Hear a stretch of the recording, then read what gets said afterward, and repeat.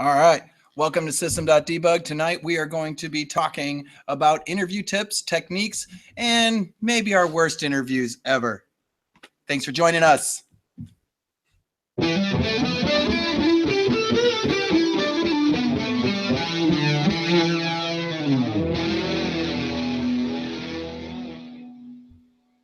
All right. As always, down below is going to be a link to the Sharon Picks blog for their infographic that has all of your conventions and things coming up that you should take a look at and sign up for, register. Trailhead X has now opened up their registration, so go ahead and re-register or pre-register now while there still is some sort of a discount available. Also, make sure to check out Midwest Dreamin' and pay attention to that.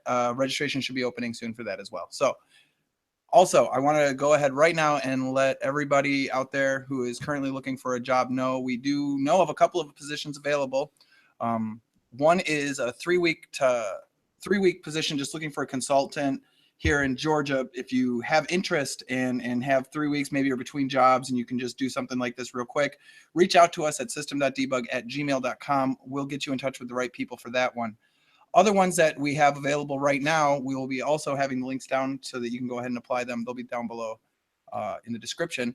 One is a junior user experience designer for our team here at MapAnything, based in the Charlotte office. So if you're interested in that, reach out to Derek Picola on LinkedIn via MapAnything, and he'll get you squared away, let you know what the requirements are for that position. Another position that's available, and it's actually going to be multiple positions that are the same, but they're senior software engineers for Home Depot. Home Depot is currently looking for a bunch of senior software engineers. There's a link that we're going to be posting down below as well that has a bunch of requirements they're looking for. Admin certs, Dev 401. So very junior, but looking via the Salesforce requirements. But at the same time, as a senior software engineer, you're going to probably be required to know a lot more than the requirements that are on there. So be prepared for some tough questions. There's a bunch of available positions though. So it's not just one senior software engineer. It's going to be a couple of different positions. So go ahead and apply. We'll put a link down below. I also want to announce this is our 10th episode. Really cool. We've actually made it this far. Hopefully we'll keep moving forward. That being said, it is a team effort here at System.Debug. It goes beyond the talents of Ryan Headley and RJ Hill. We have our producer who is with us every single episode behind the screen, staying here late at night to produce these 7:30 here in Georgia. And that's Brian Hubbard. Yeah. He how works, do you not know how to say it? Slipped my mind because my name's Brian. I wanted to say James. Remember, he's doing this on the fly, y'all. I'm cutting him some slack. He's just going on the fly, man. So Brian Hubbard is our producer. He's behind the camera every single episode. He does a lot of our notes and makes sure that our descriptions are ready to go. He sets up everything, makes sure the camera's working and that we're actually live. Other members that you don't hear too much about are our graphics designer, Eric Osborne, who's based out of Charlotte. He's the one who designed our logo. He's the one who designed our stickers. And he's the one who does any of the graphics that you're going to be seeing coming out in the future. We have our social media people, which are Megan Arisman, who handles our Instagram account. That's true. And Ethan Rush, who handles our Facebook. So we could not have such good presence. I'm curious though, do you guys have scripts? Is that what was just implied there? Do you guys have scripts that I don't have? No, he's got a list of notes that he works from. That you see? Yeah. What do you think this is? The Wizard Cast? I don't read every week. No, but you were just like, yeah, he's going off the cuff, and I was like, what does he normally do? No, he's always going off the cuff. Okay, I was gonna say I didn't know whether you guys had scripts or something that you guys are memorizing beforehand. No. But I do want to make sure that we do scripted mention all of the people that are involved in this podcast beyond just the three that people see regularly, and we couldn't do it without them. They all put in a lot of time and a lot of effort. It's no one gets paid to do this. There's no money being gained by System.Debug. It's all volunteer work, and we're really grateful for everybody who participates. Brian's out now. He's gone. Real quick, because I did notice that we had mentioned the upcoming events, but I do want to mention that Texas Dreamin' is coming up really, really fast. It's in Austin, Texas. It's May 11th and 12th. So if you haven't registered for it yet, make sure to get out there and do that. I believe it's texasdreamin.com. Is that right? I Is that believe the so. website? All Yes. right. They do have a special guest. I see this in my notes. That special guest is Apex and Limit. So if you're looking to run into Ryan, Ryan will be there With his cowboy hat. with his cowboy That's a hat. cowboy hat. With his cowboy hat. With the pajamas too, or no? No, No that line pajamas? that has been. God, I hope that has I been don't know how laid that to gets up there rest. so much. Did you burn them? Every time. No, we gave them away, but I was gonna say you should put a show on. Burn them. Tonight it was his Monday face. I mean, this morning. Yeah, I saw. this morning Yeah. it was the Monday face. Yeah, Immediately I saw. somebody blasted him with that lion picture. Two Yeah. of them. No, two of my us. buddy two of Stu. Yeah. old One with Stu. you just on the stage, and then one with you taking a selfie with him. I'm assuming. Yeah, That that was that, awesome. that's good times. No, there will be Classics, no too. there will be no funky outfits at Texas Dreamin' this year. Sad. I'm not going. All right. Just 'cause of that. So, calendar. What is our next episode? What's the date on our next episode? Does anybody know? 2 weeks from today? We have it on the 24th on the notes, but that's wrong. Well, it's because we missed last week because of your remote location. So that remains to be seen if we're just going to double up and do one next week to remain with our original schedule, or are we going to shift But you'll everything be out out a next week? right?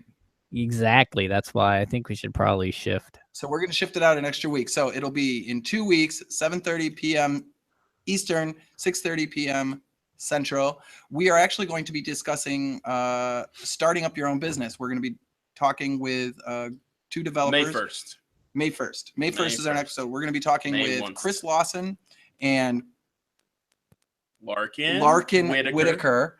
Come on. They're going to you be got talking to this. us about the company they had started, some of the We issues work they'd with had. these people. I know. You see The them issues they every had day. getting up and running with the initial business and what eventually made them decide they wanted to be acquired by MapAnything. So they're going to get on. They're going to talk to us about some of the challenges They that they've had. decided they wanted to be acquired. I feel like we decided they wanted to be acquired. They're still going to come on and talk about starting up your own development company. Hope you can join us for that. It's going to be a good episode. Feel free to ask them any questions. So tonight we are going to be talking about interviewing and what it's like to interview as a developer, what you should be looking for, what you shouldn't be looking for, how to dress, different tips and tricks that we've picked up in the 20, 30 years of joint development experience. Easily. Here on the 30, show. I would hope. Well, Back I've been again. almost 20 on my own, so That's what I was thinking. I was like, I know it as should David be a here is, I think, lot. it's got like 100. Should be a lot. As you've seen, 100 we years? are back with David Todd. David Todd's here to join us again. yes. He recently went through a bunch of different interview processes and trying to find a new position as a developer. Once again, MapAnything lucks out and gains a fantastic new developer. And Thank we're you. really, really happy to have him not only on our team, but joining us again for this episode. Thank you guys. Hopefully his story is not the worst interview ever, right? That's what we're I going don't think for here. so. No. Probably the most annoying interview ever. Probably the Because luckiest we just- interview ever. Well, I mean, it wasn't even really an interview. We were just annoying the shit out of him. The entire. We just annoyed. We just annoyed you. I think into a job. Into a job, yes. We're like, hey man, These people are not going to stop calling. So They- MapAnything's hiring. Like every time we would see him, hey man. So we got some developer positions. And we'd open, always right? attack him in force too. David's the leader of our developer user group here in Atlanta, and we would always show up in force and kind of surround him with 4 or 5 different MapAnything developers Easily. and say, "Why aren't you?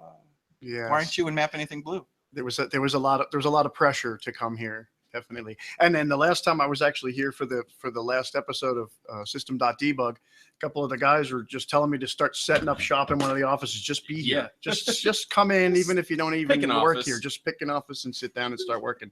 Come in on Monday. That's right. Start knocking them Tuesday, back. Wednesday, whatever day. Wouldn't even be the only one who did it. I think we've got a No. couple of guys who just work in the office. We do, yeah. It's a good time. We do. Really good company. But yeah, we still haven't gotten Michael. We haven't gotten him yet. but- No. However, once We'll again, MapAnything is looking for a junior user experience designer. So if you've heard a lot about MapAnything and want to be a part of the team, and it's a really good team to work on. We're looking for a like lot the of job. different people. Yeah. So just go to mapanything.com and check out the careers page. Right. I recommend Easy it. to find. Lots of different things on there. So just look around, see what kind of fits your profile, and just go for it. Just start applying. So Hey, before you start, I know I don't want to Ryan's like, I like hate this. interrupt and start that. But we actually we did get a not serious question from Twitter. If you would like to hear it, I would Yeah. love to hear it. Of course. are you required to have facial hair to do a job interview on System.Debug? Yes. From Absolutely. again our good buddy Stuart. Yes. I think you have to have facial hair to be a good developer. I mean, not actually, I shouldn't say that. That's not true. 110% not true, because not everybody is going to grow facial hair. However, I have facial hair, and that's Yeah, the the only question fact I've got.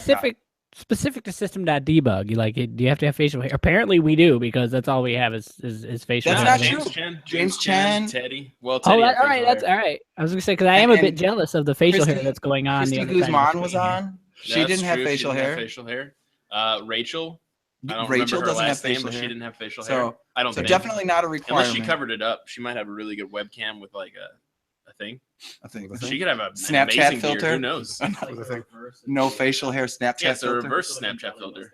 Yeah, Yeah. it's a reverse mustache. I had to come in here and set the bar higher. Yeah. Yeah, tell me about it. If I did that, I would just be like grabbing it all the time. That's why, like, I know it's too long because I keep grabbing it, so I'm like, I gotta No. trim. Definitely don't need facial hair No, not at all. for any of the above. So, we ready to move on? Yes, now we're ready. It was Outstanding. Okay, Outstanding. so obviously one of the big needs and reasons that people want to become a developer, switching positions, To make whatever have you, is money. to make money. Boku bucks. It's a lot of it becomes passion. You're not going to be a good developer a lot of times if you don't enjoy what you're doing. It's boring. But it's solving a puzzle. That's one of the things that I find the most exciting about it, is solving a puzzle and getting to the end of it. And if you want to be a good developer, you need to find out what about the development makes you passionate. So getting into the field, however, can be difficult if it's your first time out of the gate. Just graduated school. You're going to look online. You're going to see all of these positions that, should pay $90,000 because you want to be a Salesforce developer, but you're just out of school. You're never going to get that, right? And people are going to give you bad advice. Yes. We're probably going to give you bad advice. Do you think all right. coming. Would- Can we preface this with, I haven't had to interview in nearly 17 years, so I'm not sure how productive my advice is going to be. Well, we got That's David. fine. I mean, that's the good thing. It's interviewing is all over the place anyway for any kind of job. Specifically inside of development, it's still all over the place. So your experiences may still be valid. They may still hold true.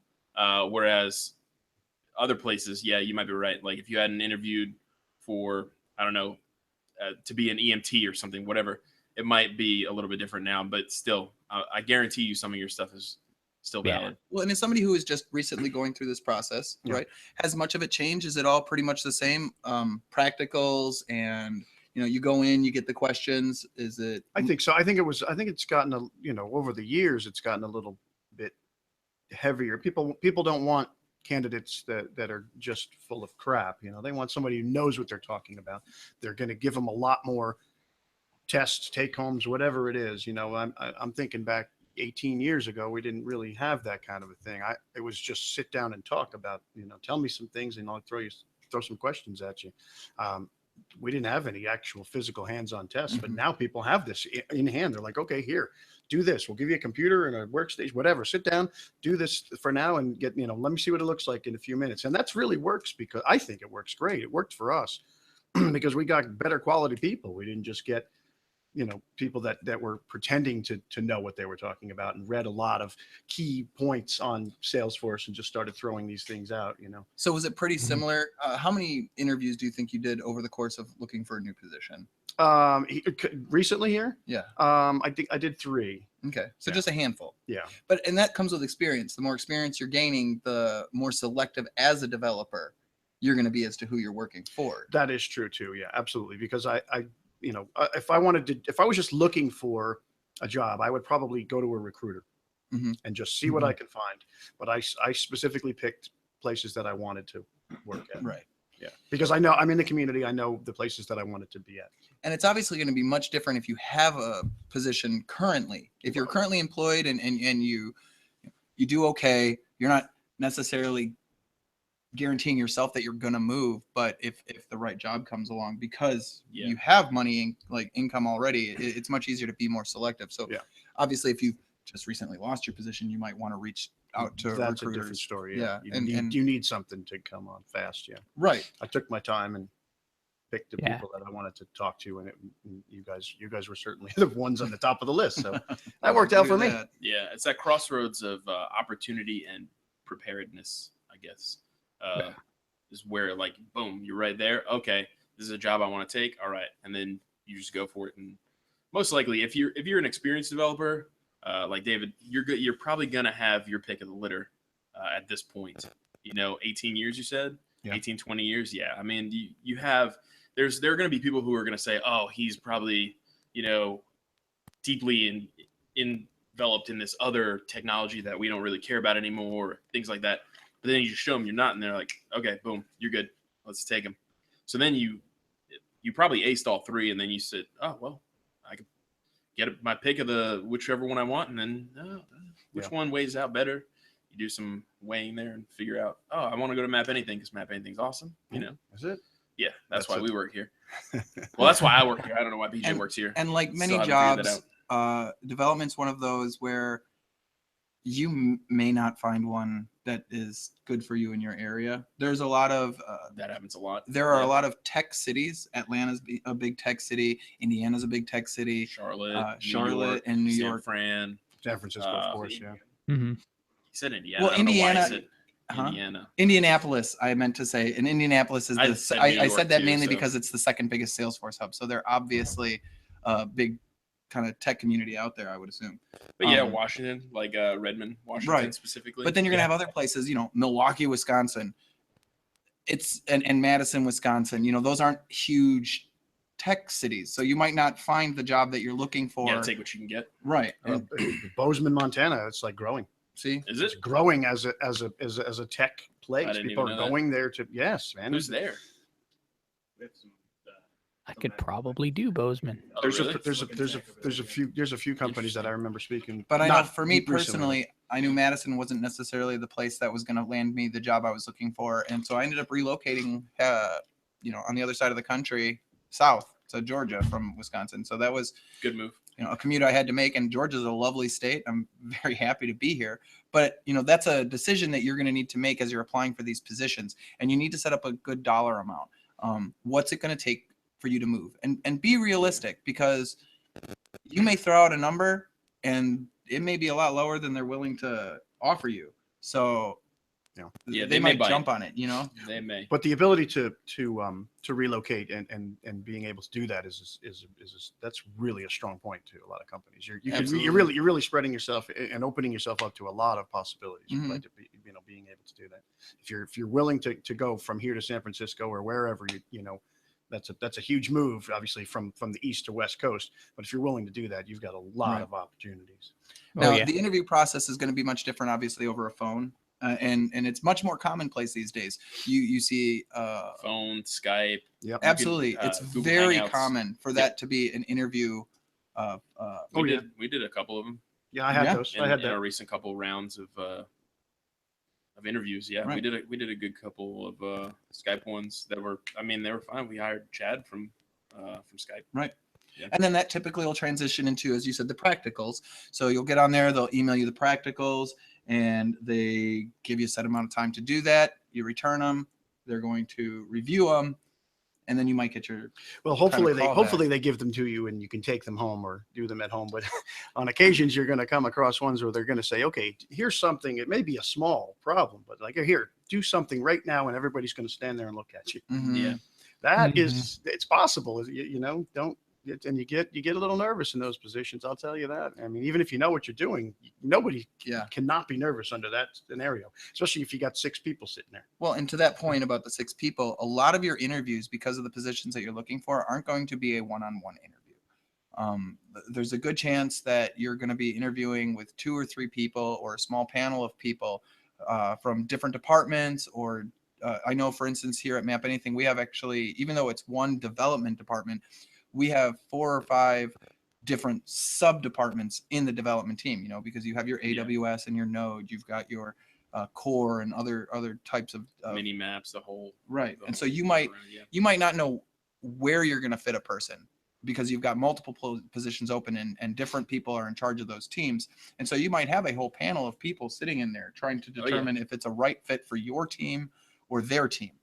And so you need to be prepared that it can be intimidating. They don't intend it to be a lot of times. I know we don't intend it to be intimidating, but I can definitely see where it is.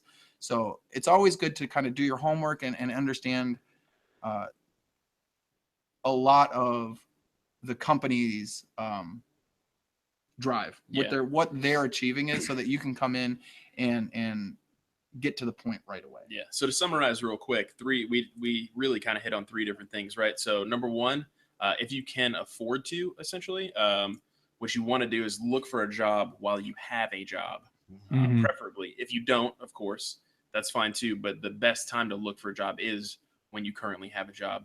Then you feel a little bit less pressure. Yep. The second thing we kind of hit on was, hey, you're going to go in here and you're going to possibly be swarmed by a bunch of people and feel very intimidated.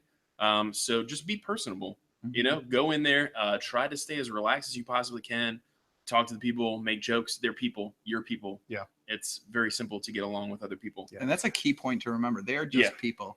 They're just other people. They're just looking for somebody that A, can do the work, and B, they can have a drink with after whatever. work. Yeah, they'll fit into their group. Yeah. Right. Yeah. So they're looking for somebody who fits the group dynamic. So just be that person, be the natural you that you are already, and they'll figure it out, and you'll figure it out too. Because if they're thinking, no, this person isn't a fit, you're probably thinking, no, this company isn't a fit. Yeah. And then the third thing is, when you're doing the interviews, come with a preparedness that you would come to essentially a test with. So if you went to school for CS, go with that same kind of preparedness. Or if you went to school for anything, go with that same preparedness that you would go to the test with. So study the company, not thoroughly, but just kind of get a feel for what they're about. Study the open positions that you're going to be applying for, or the open position that you are applying for, as well as others around that kind of area, right? Well, and a perfect example to that is, once again, MapAnything, what we do is in the name of our company. Yeah. You should assume that if you're applying for a job here as a developer, you're going to have to work with maps. You're going to touch maps. More than likely, you might want to look at a Google API or two. Well, there's also a billion other APIs for maps. But I'm just saying. But it's at least a start. Yeah, you want to at least understand how to put something on a map and display a map in a web page. That's going to be the bare minimum of what you're doing for a company like ours. So attack it like you're going into a test, and they will, if you have in-interview questions, they're going to be things that you can answer in that time frame. And people, here's another thing to watch out for. If you're being asked a question, like if somebody says, hey, so here's a scenario, and then here's a question about that scenario, you can ask questions back at them. They want you to. They want a dialogue. Take your time, yeah. So you might say, does this machine that I'm working on have enough memory to handle this request? Or, things like that, things of that nature. So you want to have a dialogue with them and ask them anything that you are unsure about. And even when you're writing the pseudocode on the board, still maintain some sort of dialogue with the people who are interviewing you, because they will help you along. If you're close but not quite there, you can say stuff like, I wonder if blah, blah, blah. And then they might say, oh, well, yeah, just iterate over this array. And that doesn't mean ask for the answer. Yeah, don't ask for the answer. But what I'm saying is they will try to help you along, especially if they feel a connection with you, like, oh, let's try to kind of, let's progress this. Well, and I know, for instance, in our company, in our interviews, if I find you a personable person in the interview, somebody who's going to create dialogue with me, somebody who I'm sitting here going, okay, he might be fun to work with, and I might be willing to help you a little bit more with something that if you come into the interview and you're quiet and you just seem kind of like standoffish, and I don't feel like I'm going to ever build that connection with you. Or if you're a very lone programmer type, which is very, very, very, very common in our field, don't be that person. Even if you feel the need to kind of tell people, hey, I'm this type of person, I can code your whole entire application by myself. Even if you feel that way, don't say it. Try to Don't not even- make that known. Don't even Be a try team that. player. Yeah, don't do that. Um, Don't come in like you know the everything, because you nose. don't. On the Yeah. nose. And there's no, and you know, asking questions is what we do all day when we work together, right? I mean, you're All day. always asking, hey man, you know, I forget, you got a better way to do this or something. I mean, I wouldn't feel bad about asking for help in an interview. Like, all right, I got this. You guys are going to have to help me just for a second, if you wouldn't mind. What do you, you know, or ask, you know, what do you guys think? Should I do this or should I do that? I don't mind asking, because I would ask you guys that anyway. Right. What? Yeah. How do you see the outcome? I just want to structure this so that I can see what you're seeing in my head before I put it out there. Yeah, So, put me on the same page. right. So Yeah. dialogue, create that dialogue. Don't be afraid to ask questions. Be a personable person, right? What to wear to the interview. Now, a lot of times it's not, for developers, it's not your very typical industry, okay? Showing up in nice clothes is obviously a given, but most times you're not going to want to show up in a nice 3-piece tailored suit to a developer interview.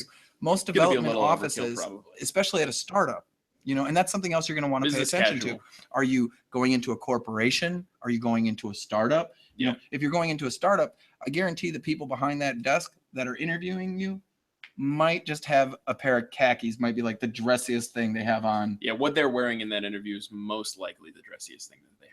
Right. Mhm. So They've dressed up for that interview as well. right. So you're going to want to come in and be in a, obviously don't wear what you would wear to work, but wear something that is going to make you comfortable, as well as the people that are interviewing you comfortable, and put you kind of more on a level playing field. Yeah. If you come in wearing a 3-piece suit and they're obviously dressed down, they're going to look at you and kind of go, you know, no offense to anyone listening, but you know, who's this tool? Yeah, Right. probably. Don't dress better than your boss. I've even asked, and again, this was way back when, but I even asked the person on the phone, you know, when we're setting it up or whatever, hey, is there a dress code? Right. Mhm. Yeah, that's a very Yes, good point. good you know, question. you know, if everybody's going to be wearing a tie, I'm going to wear a freaking tie. But if they're in there like, no, we're going to wear jeans, I'm still going to dress it up, but I'm not going to come in a tie and a suit and all that stuff. Right. Yeah, I might make come in the with top my button sport unbuttoned. coat and my button down shirt and jeans, maybe if they're really nice Well, jeans. And that brings up a good point, and that's, it's okay to ask about the culture.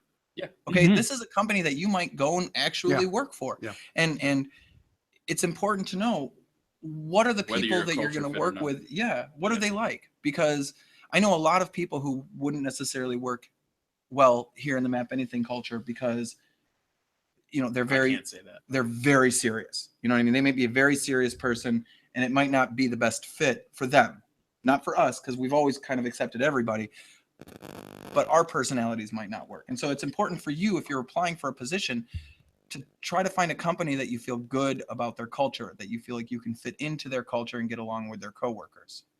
And that was just to your point, Ryan, about, you know, asking about it. It's perfectly okay. And it's good to ask lots of questions, but I wouldn't definitely not ask things about, you know, salary right off No, the bat. definitely not. No. Oh, the other one is don't go into the interview and ask what your company does. Oh, right. I've had Yeah. that before. In my previous company, we've had interviewees come in and they're like, "What does your company do?" You couldn't look on the website, take 5 minutes to find out what we do. Right. You really obviously don't care.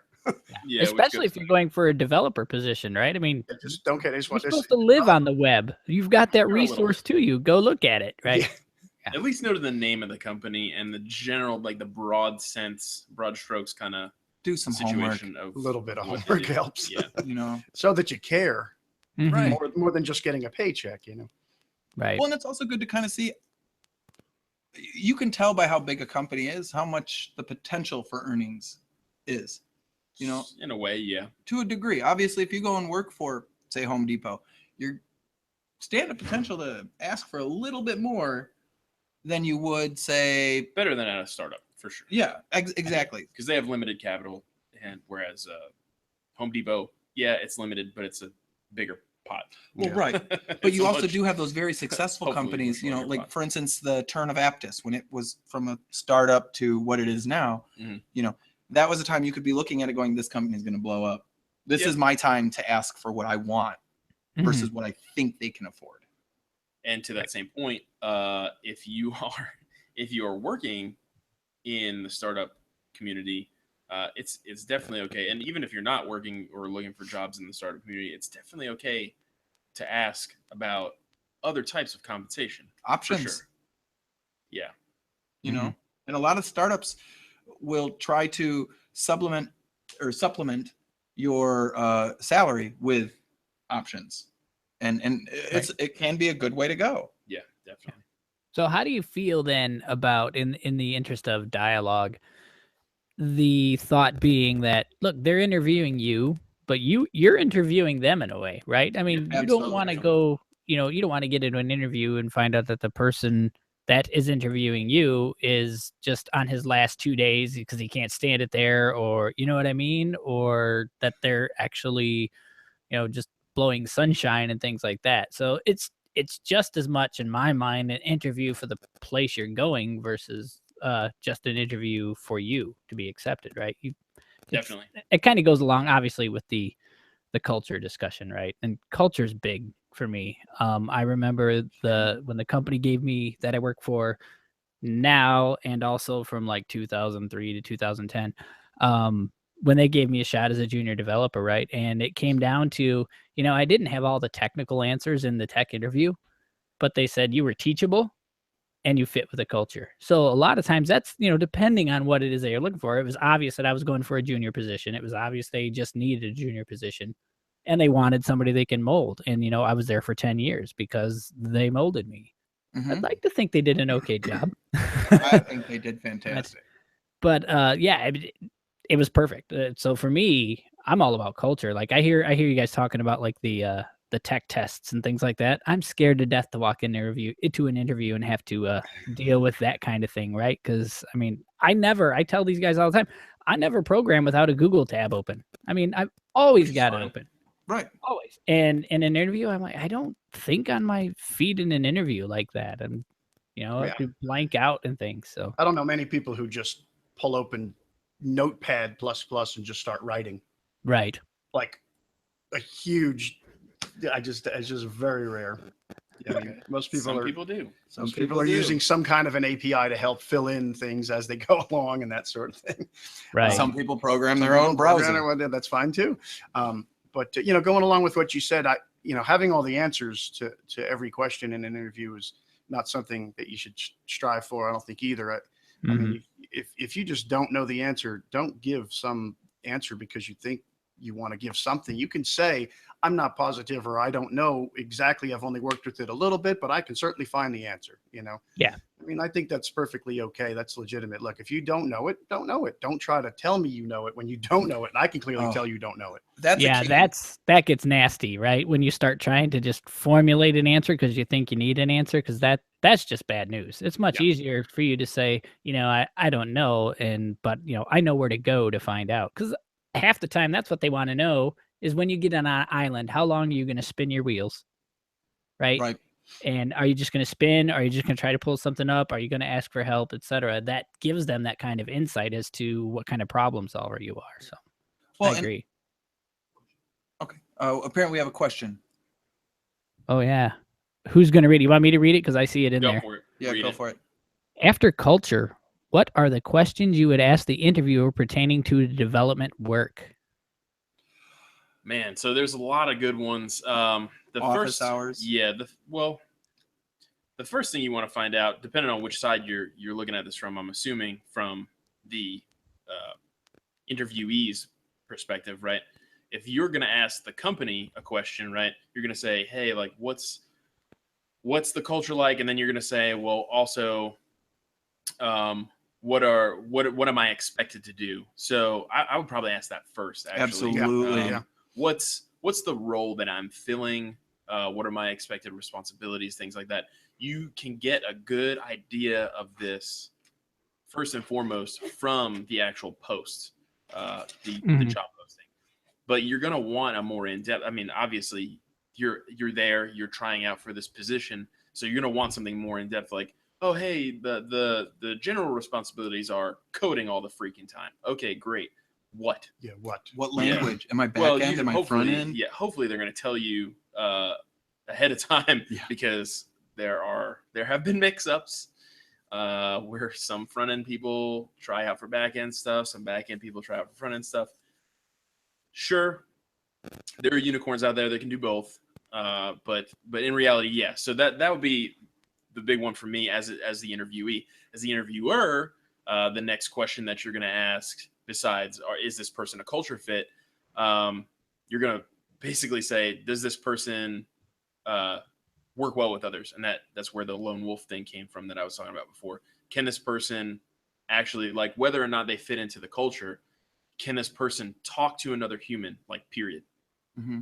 So that's where I would Other go things with that you might look at, for instance, with a Salesforce job, is what benefits are available to your developers outside of compensation. So do your developers get a chance to go to Dreamforce? Do they get a chance to go to different conventions? And it also, and I've heard this in other talks, that's actually a negotiable point for a lot of these interviews.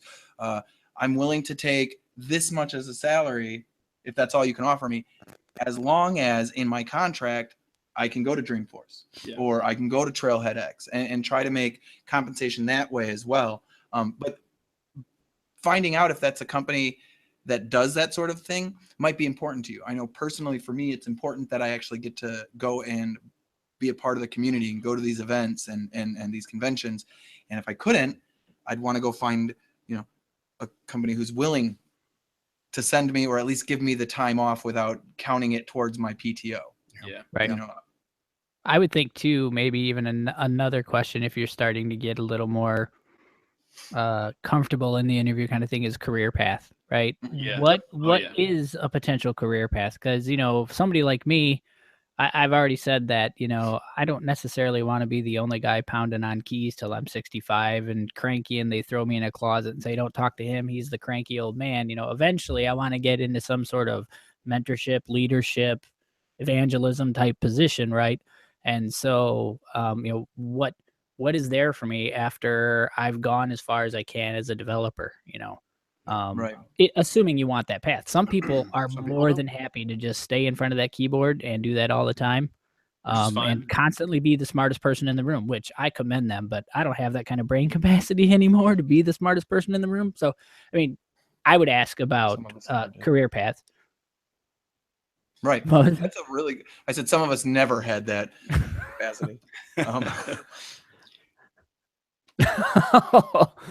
Nice, pointing fingers. And I would say a couple of things, this is just more along with the community, well, not the community, the culture of like, what is the working environment there? Like, an example would be, I worked at a place where we did pair programming. So two developers sat together, one computer, one watched and the other coded, and then they switched, and there was some people just not into that idea. Right.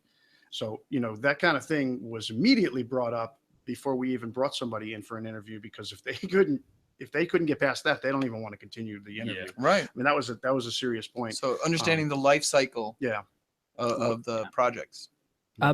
Somewhere in that talk, I think Brian, or maybe it was RJ, mentioned office hours, and the same person that asked that question is, I guess, wanting us to elaborate on that. They said someone mentioned office hours, I believe. So because a lot of times, things like that. There's a lot of times with like development offices where you might be able to work from home in the morning and just kind of show up for a couple of hours a day to take some meetings. But other companies might say, no, you work business hours. When everybody else, when our marketing team, when our HR people are here, you're here. We close at 5. That's when you can go home. But other companies might be much more flexible for their developers than they would their other business positions. And some people don't operate on typical 9 to 5, 8 to 5 kind of schedules. You got to figure out. There's a lot of things to figure out. So that's really more of a personal. Because it needs to be a fit for you, as well as for the company you're applying for. Yeah, right. So like other positions I've held, just as an example, 8 to 5s with like lunch as kind of like your time, but we're not paying you for it sort of situation. You get that a lot in IT, like very more generalized IT. You get that a lot over there because they have very, very tight, very, very strict budgets for their IT, because they don't see IT as a revenue generator they see it only as just, Overhead. oh, this is just money we're hemorrhaging. Oh, these freaking IT guys, they gotta go. Because the salespeople are making the money. Yeah, exactly. So Yeah. sales is making the money and IT spending the money, and that's Yeah. how they see this as a constant. So when you go in there, you will see in some IT positions that they're gonna negate your lunch hour, so that's your time, not our time. We're not paying you for it. You got to be here at exactly 8. You got to leave at exactly 5. There's no overtime. You got a clock and all these kinds of crazy things. And that can cause stress for a developer. If you have a time, if you have a due date, you have a deadline, and you know that after 5 o'clock you're not allowed to touch anything. Yeah.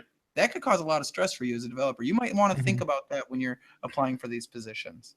Yeah, and I think it also depends too. Like if you're a remote person, say the majority of your clients may be on the East Coast, but you're in Pacific time. Maybe your hours actually have to be much earlier for you than on the East Coast because you have to be reachable by the client. So these are all things that are very valuable to ask. So and that's a specifically good question. You're right. Yeah, especially if you're on the East Coast or West Coast. Am I working East Coast hours? There's a 3-hour difference there. That's a big deal. Mm-hmm. So understandably, this is a much bigger topic than we're going to be able to truly encompass in the 30 minutes that we've slotted for it. So if you have questions and you want answers, feel free, please comment below with your questions. If you're watching and you have answers for them, feel free to reach out and answer those questions yourselves or read through them. We're going to go and we'll answer any questions that we find out there. We've got, like Ryan was saying, like David was saying, we have a lot of experience kind of summed up between all of us here. Brian as well behind the camera has tons of experience in all kinds of fields. And we've got a slew of people here that we can ask even if we can't cover a topic. So we got a lot of minds that can work on these things, and we're definitely excited to help you guys in any possible way that we can. Yeah. So as always, if you haven't previously, please like the video, subscribe to our channel, watch us on Twitter at system.debug. You can follow RJ at the infamous RJ. You can follow Ryan at Life with Ryan. You can follow David Todd at David Todd SF Dev. And you can follow me as usual at USBrian28. You mentioned B-Hubs. You can also follow Brian Hubbard at MABHub. MABHub. He's on my friends list. You can follow him on Ryan's or RJ's friends list. Wow, I'm Ryan now. He's probably on Ryan's friend list. Nonetheless, I don't know. Thank you all for paying attention and watching and joining us this evening. We will catch you again May 1st when we're talking about starting your own development company. Thank you all. And selling it. And selling it. Y'all have a great night. Thank you. Thanks so much Thank again. you guys for having me. No, thank you, David. Night.